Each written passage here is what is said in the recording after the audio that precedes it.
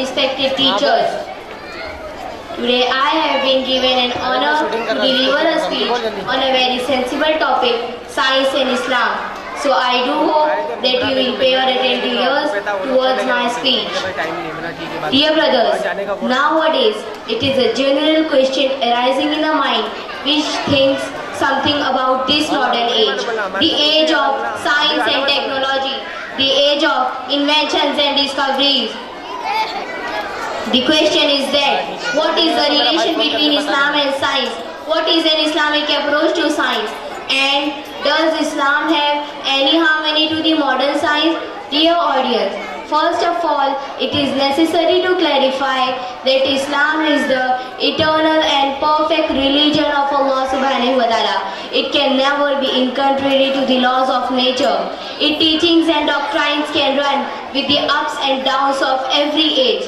Allah subhanahu wa ta'ala said in the Holy Quran, Inna dina indallahi al-Islam. Truly, the best religion in the sight of Allah is Islam. Dear brothers, the Holy Quran and Hadith are best matched with the science.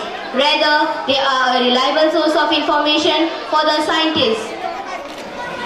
The science of modern cosmology, observational and theoretical, clearly indicates that at one point in the time, the whole universe was nothing but a cloud of smoke. Allah subhanahu wa ta'ala said in the Holy Quran, ثُمَّ اسْتَوَىٰ إِلَى السَّمَاءِ وَهِيَ دُخَانٌ. Then he turned to the heavens when it was smoke. Chapter number 4, verse number 11. Dear brothers, there are some of the ideas on meteorology that were dominant at the time of Quran's revelation, 1400 years ago. Consider the mountains and their majesty. Is there anything about these massive formations that may give us a clue to the origin of creation? This is how the Quran describes mountain. Allah subhanahu wa ta'ala said in the Holy Quran, أَلَمْ نَجْعَلِ الْأَرْضَ مِهَادًا وَالْجِبَالَ أَوْتَادًا. Have we not made the earth as a bed and mountains as a peg? Dear brothers, unbelievers argue regarding resurrection taking place on the day of judgment. Allah subhanahu wa ta'ala, after the bones of dead people have disintegrated in the earth, and how each individual will be identified on the day of judgment.